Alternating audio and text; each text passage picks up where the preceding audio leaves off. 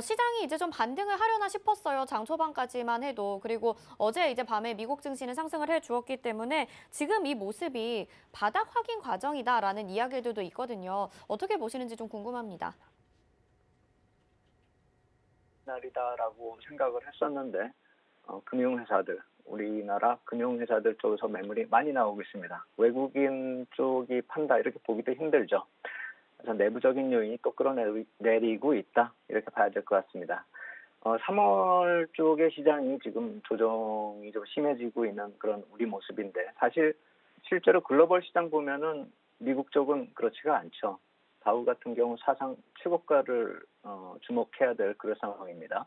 다우나 나스닥 사이즈도 약간 좀 차별적이고 그리고 코스피 이쪽은 더 차별적이고 그래서 어느 시장에 포커스를 맞추는지에 따라서 지금 시장 분위기를 좀 다르게 해석할 수가 있겠죠.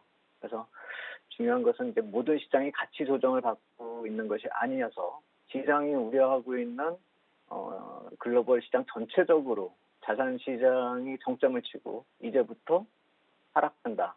어떤 사람들은 붕괴한다. 이렇게 생각할 이유는 없다라고 생각이 됩니다. 가능성도 별로 없어 보이고요.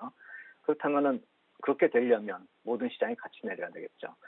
금리 변화에 따라서 시장 사이에 디커플링이 재현되고 있고 업종이나 종목별이 좀 영향도가 틀리다. 이렇게 볼 필요가 있어 보이고 그래서 오늘은 그쪽 부분에 좀 포커스를 맞춰서 얘기를 하겠습니다. 첫 번째로 이제 국채 가격하고 미국의 주가 지수를 보면서 글로벌 유동성 흐름 한번 좀 볼 필요가 있어 보입니다. 그래서 제가 3개의 표를 하나로 묶었습니다. 미국 10년물 국채하고 다우지수, 나스닥 이렇게 하나로 묶어가지고 표를 만들어 봤는데요. 맨 위에 표가 국채고요. 가운데가 나스닥, 그리고 맨 아래가 다우인데 다우 같은 경우 제가 빨간색을 쭉 저렇게 거는 이유는 금리가 하락하던 시기 그때보다 지금이 훨씬 더 높아져 있다는 것을 뜻하는 걸 그걸 표시하려고 저렇게 표시한 것입니다. 그리고 맨 위에 박스권, 붉은색 박스권 여기가 중요한데 지금 금리 얘기가 이번 주 내내 나오고 있죠. 마치 뭐 금리가 계속 내리고 있는, 금리가 계속 올라가고 있는, 그러니까 국채 가격이 계속 하락하고 있는 그런 것으로 착각을 하게끔 만드는데 실제 금리 흐름, 이 붉은색 박스권을 보시면 옆으로 기고 있어요. 지난 주말에 하락하다가 이제부터 그냥 기고 있는 것이죠. 채권 가격이 하락하다가요. 그래서 지금 이번 주에 나타났었던 그런 얘기들은 사실 어떻게 보면 이머징 국가나 코스피 쪽의 불안 요인이지 글로벌한 얘기는 아니라는 것이죠. 나스닥 역시 가운데 그래프를 보면은 금리 채권이 가격을 하락하던 그 3월 5일까지 단기 급락을 한 이후에 변화가 없이 그냥 옆으로 가고 있는 모습이고 맨 아래쪽에 다운은 아까 말씀드렸듯이 신고가 들어서고요. 그 흐름의 의미를 좀 살펴보면은 글로벌 경기 흐름도 바로 나타난다라고 생각이 됩니다. 그러니까 다우가 신고가를 낸 것이 신고가 종목이 다수 나오면서 지금 같이 동반해서 나오는 모습인데 골드만삭스나 JP모건이나 아멕스 같은 금융주가 사상 최고가로 들어서고 있고요.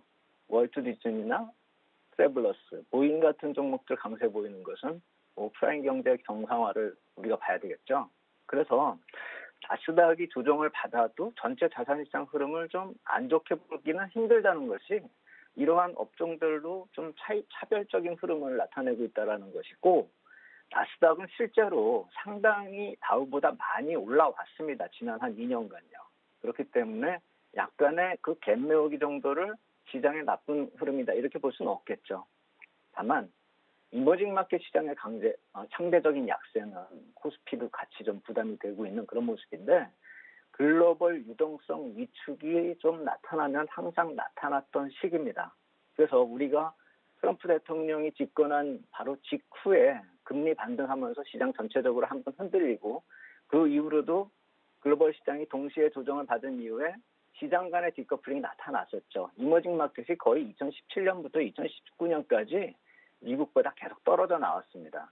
근데 그때하고 지금은 경기 사이클이 좀 틀리니까 이번에도 그렇게 길게 이어진다라기보다도 지금 금리로 인한 충격이 첫 번째로 나타났었던 그 유동성 위축 첫 번째 시기이기 때문에 이머징 마켓이 디커플링이 나타난다. 이렇게 단기적으로 보시면 될 것 같고 미국 쪽에서 이제 완화되는 움직임이 점차 확산이 되면 이머징 마켓도 같이 갈 수 있는 그런 상황이 될 것이다. 이렇게 보시는 게 맞을 것 같습니다. 그래서 미국 시장이 좀 좋아도 우리가 좀 상대적으로 약할 수 있다. 이거는 FOMC 회의 직전에 해소될 수 있는 문제가 아닐까. 미국 쪽이 좀 더 긍정적인 흐름을 들어서면은 시간은 좀 더 빨라질 것이다. 이렇게 볼 필요 있어 보인다. 이렇게 말씀드리겠습니다. 네, 좀 귀를 기울이게 되는 부분이 글로벌 시장이 위축되면 코스피가 그래도 좀 이렇게 하방 압력을 받았었다라는 말씀 해주시면서 말씀하신 것처럼 FOMC 회의 이전에 어떤 방향이 나타날 수 있다라고 말씀을 해주셨습니다. 그러면 이제 채권 금리 상승이 또 안정을 찾아야 되는 게 관건일 것 같은데 FOMC 회의에서 그런 이야기가 나올 것이냐 아니면 이전에 뭔가 해결이 나올 것이냐 이 부분이 궁금하거든요. 어떻게 보시나요? 예, 그래서 한번 이 펀드멘탈 논리서부터 시작해가지고 FOMC 회의를 좀 살펴보겠습니다. 경제 회복이 되고 있는지를 좀 따져볼 필요가 있어 보이죠. 그냥 뜬금없이 갑자기 금리가 나타나고 그것을 제어하기 위해서 정책 수단이 나타난다. 이런다고 해서 시장이 돌아설 것 같지는 않습니다. 그래서 지난주에 아틀란타 페드에서 내보내셨던 그 GDP 추이를 이번 주에는 세인트루이스 페드에서 분기별로 또 집계해서 나온 표가 나왔습니다.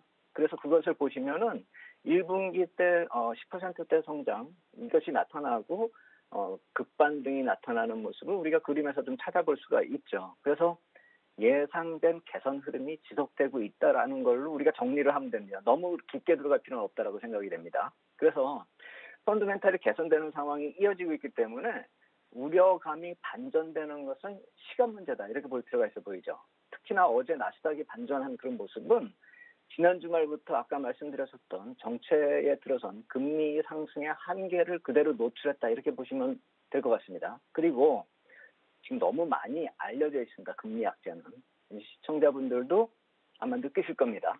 채널 어디를 돌려도 금리 얘기하고 미 국채 입찰 얘기 나옵니다. 그렇다면 이미 시장에 녹아들은 지나가는 재료로 볼 필요가 있어 보인다. 이렇게 생각이 됩니다. 그래서 반템포만 우리가 좀 더 빠르게 시장을 파악할 필요가 있다. 이렇게 생각이 되는데 오늘부터는 이제 금리 이슈 저는 웬만하면 좀 얘기를 자제를 하고 그 이후 상황을 어떻게 예상하고 전략을 꾸려야 할지 그걸 살펴보도록 하겠습니다. 시장에서 나왔었던 구체적인 요구사항들, 시장이 어떤 걸 요구하는지 지난주까지 나왔었죠. 중기물을 매수해달라는 그런 기대감으로 시장에 반영이 되고 있는데 우리가 이게 단순히 채권 시장이 불안하다 이렇게 볼 상황이 아니라 채권 가격 하락을 하는 그것에 대해서 불안감을 느끼는 주체가 있다. 이걸 봐야 되는 것이죠. 그래서 제가 주식하시는 분들이 채권 시장 뭐 이렇게 금리가 올라가고 뭐 어떻게 된다라고 하면은 이게 뭔 소리인지 좀 감이 안 잡히는 경우가 있기 때문에 제가 확실하게 한 가지 말씀을 드리겠습니다. 팁스 기준으로요. 미국의 물가 연동 채권 기준으로 놓고 봤을 때 이번에 급락한 부분이 가격으로 보면 약 고점 대비 한 3.7%가 하락을 했습니다. 그렇다라고 본다면은 주식하시는 분들이 3.7%가 뭐가 대단하냐 이렇게 보실 수가 있겠죠. 하지만 채권의 3.7%는 상당히 큰 겁니다. 왜냐하면은 지금 금리가 얼마입니까? 1, 2% 왔다 갔다 하고 있는 상황인데 시가로 3% 넘는 그 평가선을 얻게 되면은 우리가 보통 채권은 그냥 만기까지 끌고 가면 이익이 난다 이렇게 생각들을 하시지만 평가선은 계속 생기는 것이죠. 작년 7월 이후에 매수한 투자자는 모조리 다 손실 구간에 진입한 상태라는 것이죠.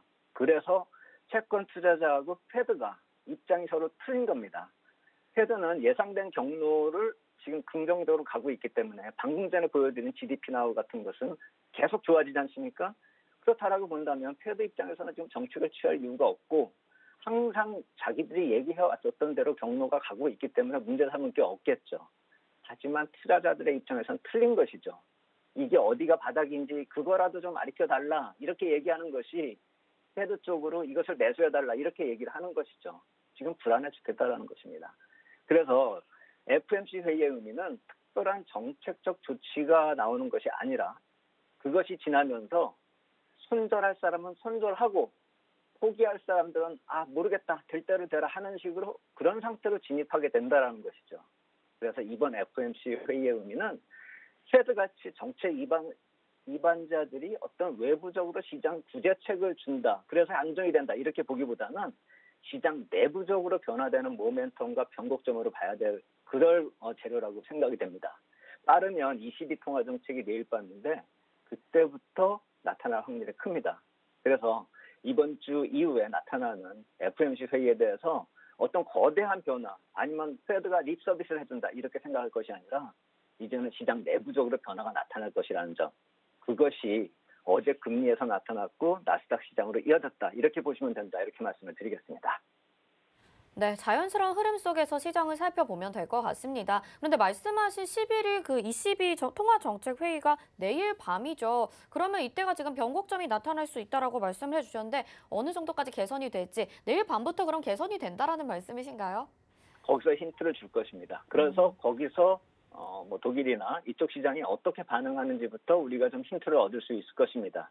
거기서부터 시작이 된다면 FOMC까지 이어지고 FOMC 이후에 많이 좋아질 것이다. 이렇게 생각을 할 필요가 있어 보입니다. 물론 그것이 달러하고 연관이 되고 있기 때문에 그것에 대해서는 또 나중에 다시 한번 언급 말씀을 드리겠습니다. FOMC 회의 이전에 다시 한번 말씀드릴 기회가 있을 것 같아요. 그리고 금리 문제는 1분기 후반에 인플레이션 급상승이 나타난다라고 패드가 예고를 했어요. 그거 제가 11월부터 계속 말씀드렸습니다. 그리고 정체로 들어선다라고 또 얘기를 했습니다. 그렇기 때문에 이제 정체되면서 재료 소멸이다 이렇게 보시는 게 맞을 것 같습니다. 최근 조정의 의미는 그렇게 됐을 때 주가가 같이 강세로 들어서 그럴 상황임에도 불구하고 왜 주가는 약세냐 이렇게 봐야 될 텐데 12월 1월에 주가가 너무 빨리 올랐습니다. 그래서 지금 올라야 될 걸, 그러니까 펀드멘탈과 동시에 올라야 될 거를 그러니까 경기 좋아지는 때 올라야 될 것을 미리 반영했다 이렇게 보시면 되고 채권 시장의 단기 불안 요인이 자산 시장으로 지금 확산이 된 상태다. 그래서 금리의 변화로 인한 불안감은 아까 말씀드렸듯이 2017년과 유사하기 때문에 2017년 초반의 조정 이후에 시장이 어떻게 갔는지 그거를 살펴보시면 답이 될 것입니다. 그래서 향후의 채권 발행은 부담이 되니까 이 이슈 역시 4월까지는 계속 조용해질 것이고 이번 주에 뭐 오늘 밤 10년물, 내일 30년물 이런 얘기들을 하고 계세요. 즉 그때가 좀 제일 안 좋을 것이다 이렇게 보고 계시는데 제가 보기에는 약간 조금 더 갈 수도 있습니다. 조정이. 다음 주 화요일 날 20년물 발행이 가장 키포인트입니다. 그리고 목요일 10년물 팁스까지 좀 봐야 되는데 그때가 FOMC 회의 날입니다. 그렇기 때문에 오늘 지나가면 모든 게 개선된다. 이거보다는 오늘부터 다음 주 FOMC 회의 사이에서 나타나는 변화를 좀 주목하자. 그리고 그때까지 하락이 좀 급하지만 급해질수록 불안할 것이 아니라 기회로 봐야 된다. 이 말씀 한 가지 더 말씀을 드리면서 그 근거는 여태까지 패드가 말한 대로 다 됐다라고 말씀드렸지 않습니까? 패드가 3월 이후 전망은 어떻게 했는지 한번 제가 말씀드렸던 거 다시 말씀을 드리겠습니다. 저금리로 인해서 기업 예상이익은 더 빠르게 개선될 것이다. 그렇기 때문에 금리 올리지 않는다. 이렇게 얘기했거든요. 그렇다면 FOMC 회의 때 어떤 얘기가 나타날 것이고 기준금리 올리지 않은 상태에서 기업이익이 어떻게 될 것인가 이걸 생각을 한다면 이번 조정을 어떻게 대응해야 될지 답이 나올 것이다. 이렇게 말씀